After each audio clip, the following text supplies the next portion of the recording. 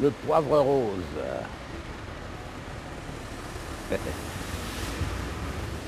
Voilà. Le poivre rose, nous entrons et qui nous accueille, le patron, notre Thierry, Thierry Mallet. Regardez comment on est mignons tous les deux. Voilà. Bien. Alors je vais enlever mon écharpe, parce que là il fait meilleur ici quand même. Ma belle écharpe avec des cochons. Je montre ma bague. Là, tu la vois ici. Je montre ma montre qui est magnifique. Montre qui a été faite par une boîte qui s'appelle Actéo et qui, à l'époque de Délicatessen. Et à chaque fois, ils me font des montres. Ils m'ont fait, quand je faisais mon spectacle Cocteau à la Maison de la Poésie, il y a 5 ans, ils m'ont fait une superbe montre à miroir à la Cocteau, quoi. D'ailleurs, elle fait des vibrations, voilà. Ouais, comme ça. Voilà, c'est superbe. Et qu'est-ce que j'ai ma cravate oui, aussi. Et puis ici, ça c'est Délicatessen. Est-ce qu'il est à l'endroit? Oui, c'est à l'endroit. Ça paraît anachronique, mais ça vient de mon mauvais caractère, hein, caractère de cochon.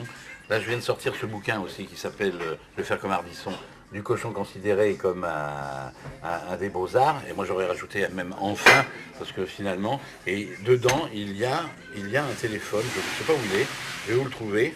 Voilà, il est là. Un téléphone cochon qui est dans ma collection et dont je me sers de façon habituelle à la maison. Voilà.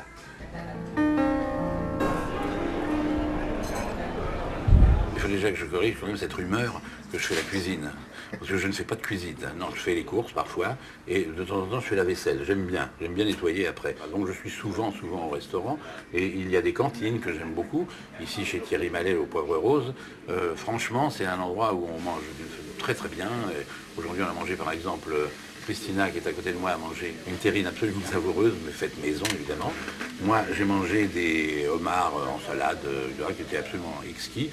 Et puis, on s'est tapé 2 sols, absolument divinement préparés, et puis 2 desserts avec du fromage blanc, enfin des choses légères quand même, qui fait que je peux rester svelte tout le restant de la journée. C'est un endroit qui, pour moi, est un tout petit peu excentré, donc c'est encore plus rare d'y venir, parce que je ne suis pas du tout dans ce quartier-ci, c'est vers la porte de Versailles, mais quand on vient ici, on mange très très bien. On est sûr au moins que le déplacement, ça vaut le déplacement, comme on dit.